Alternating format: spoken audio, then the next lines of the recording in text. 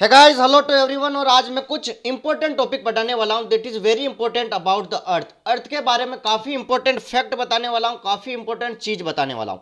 तो अर्थ का जो शेप होता है, अर्थ का जो शेप होता है वो होता है जियोइड, ठीक है, स्फीयरॉइड।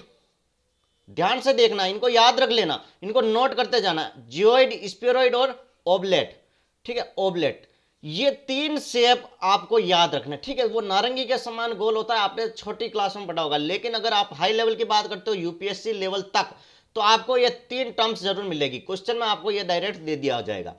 तो मैं बताता हूं, जो अर्थ का शेप आपको पता चल गया और अर्थ कैसी होती है, तो अर्थ का शेप मैंने बता दिया। तो फॉर एग्जाम्पल ये यहाँ पर देखो, ये है हमारी अर्थ। यहां पर देखो मैंने ड्रॉ कर दी, दैट इज द हमारी अर्थ, ठीक है। और अर्थ में सेंटर लाइन होती है,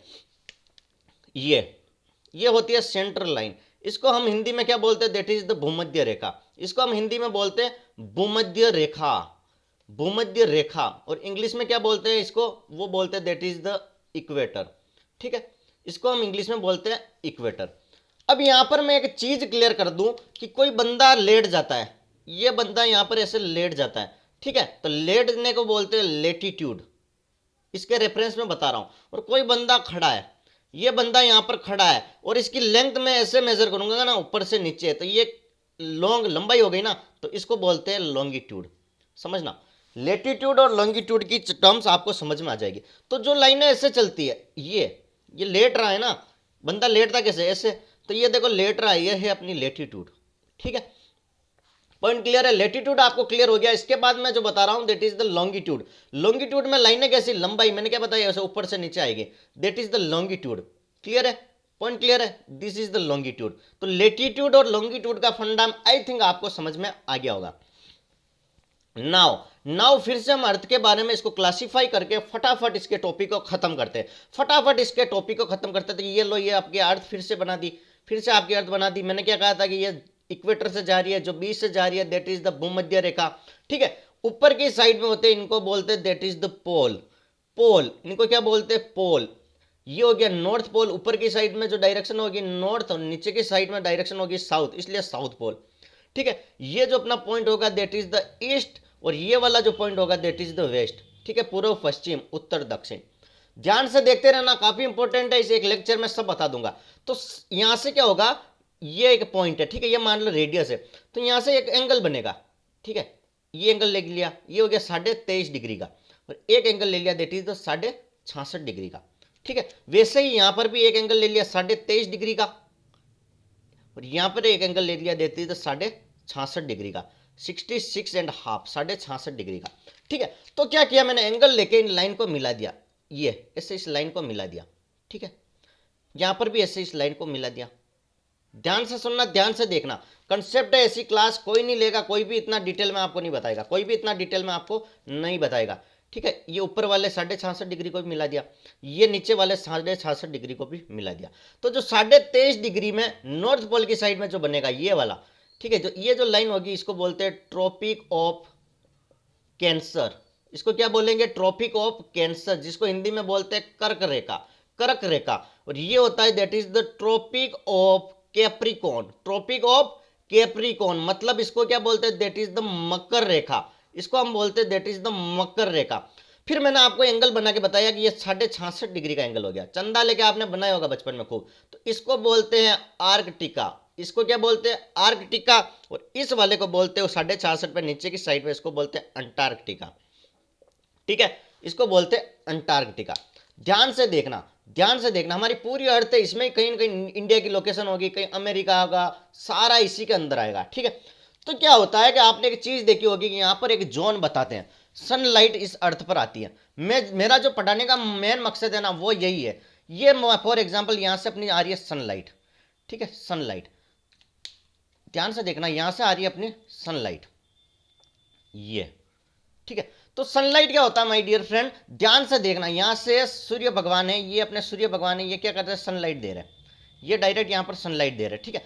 तो जहां से सनलाइट ये वाला पोर्शन है ना, यहां पर बहुत सीधी आती है, डायरेक्ट आती है, ये वाले पोर्शन में सनलाइट डायरेक्ट आती है, सीधी आती है, इसलिए इसको हम बोलते हैं that is the torrid zone. क्या बोलते हैं इसको, टोरॉइड जोन, ठीक है। टोरॉइड जोन वो जोन होता है जहां पर सबसे ज्यादा गर्मी होती है, जहां पर सनलाइट सीधी आती है, that is known as the torrid zone. तो टोरॉइड जोन के बारे में अगर मेरे को पूछ लिया जाए टोरॉइड जोन के बारे में, तो ये कहां से कहां तक होता है, Tropic of Cancer to Tropic of Capricorn, ये मतलब हो गया कैप्रिकॉन, ठीक है, और ये हो गया ट्रॉपिक ऑफ कैंसर, ठीक है, समझ रहे हो। तो ब्लैक वाले से मैंने बता दिया कि this one is toroid zone, clear है, this one is toroid zone.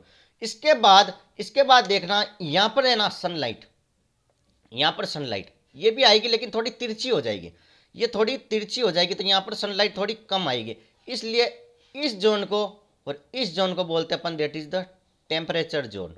क्या बोलते हैं, टेम्परेचर जोन, यहां पर टेम्परेचर कम हो जाएगा। लेकिन देखो ध्यान से देखना माय डियर फ्रेंड, सन की लाइट की जो रेंज होगी ना यहां तक ही आ पाएगी, ये है ना यहां तक ही आ पाएगी। इसके बाद सन की जो रेंज है ना, सन की जो लाइट है ना इस जोन में नहीं आ पाती, इस जोन में, इन जोन में सन की लाइट डायरेक्ट नहीं जा पाती है, और यहां पर क्या हो जाएगा, कोल्ड वेदर, ठीक है, यहां पर भी हो जाएगा कोल्ड वेदर, ठीक है, ठंडा हो जाएगा। तो इसको हम बोलते हैं that is the frigid zone, frigid zone. Fridge में क्या होता है, चीजें ठंडी हो जाती है, फ्रिज बन जाता है, तो that is the frigid zone, frigid zone बोल दिया, ठीक है। तो ये जो जोन होता है that is the frigid zone. तो क्वेश्चन पूछा जाता है कि व्हाट इज फ्रिजिड जोन, तो पोल और आर्कटिका के बीच, ठीक है, पोल और आर्कटिक के बीच, और पोल और नॉर्थ में क्या हो गया, ये मैंने क्या बताया था, अंटार्कटिका। तो पोल और आर्कटिक और पोल और अंटार्कटिका के बीच जो जोन होता है उसको हम बोलते हैं फ्रिजिड जोन। और फ्रिजिड जोन में क्या होता है, मौसम ठंडा होता है। ठंडा क्यों होगा कि यहाँ पर सनलाइट सीधी नहीं आ पाएगी, यहाँ पर सनलाइट सीधी नहीं आ पाएगी, इसलिए हम इसको फ्रिजिड जोन बोलते हैं। आई थिंक आपको ये चीज क्लियर हो गई होगी। ज्योग्राफी का, सिविल सर्विस का अगर आप स्टडी तैयार करते हो, शुरू से पढ़ना चाहते हो, तो ये चीजें बेसिक है, आपको पढ़नी पड़ेगी। एनसीईआरटी में आपको यही चीजें मिलेगी, लेकिन इतना अच्छे से कंसेप्ट क्लियर नहीं होगा, वो चीज मैंने आपको क्लियर कर दी, ठीक है। तो ज्योग्राफी का सबसे बेसिक लेक्चर, सबसे बेसिक लेसन और सबसे बेसिक पॉइंट आपको क्लियर हो गया, ठीक है। तो एक रिक्वेस्ट है कि अगर आपने मेरे चैनल को सब्सक्राइब नहीं किया ना, तो उसको लाइक शेयर और सब्सक्राइब जरूर कर दो, ताकि मैं जितनी भी चीजें, जितनी भी क्लासें लूंगा आपके पास हर एक चीज आ जाएगी। मैंने हिंदी और इंग्लिश दोनों में बता दिया। जो रिजिड जोन होता है इसको हिंदी में बोलते हैं शीतोष्ण, शीतोष्ण जहां पर शीत हो, जहां पर ठंड होती है, ठीक है। और ये होता है जो टेम्परेचर जोन, और टोरॉइड को हम बोलते हैं शायद उष्ण जोन, उपोष्ण जोन, ठीक है। यहां तक क्लियर है। और इसीलिए जो अपना बनता है ओजोन लेयर, ये पोल के आसपास इस साइड में बनता है, क्योंकि यहां पर कोल्ड वेदर होता है। ये मैं डिटेल में धीरे धीरे समझाऊंगा, काफी अच्छा है, काफी मजा आएगा। Thank you so much.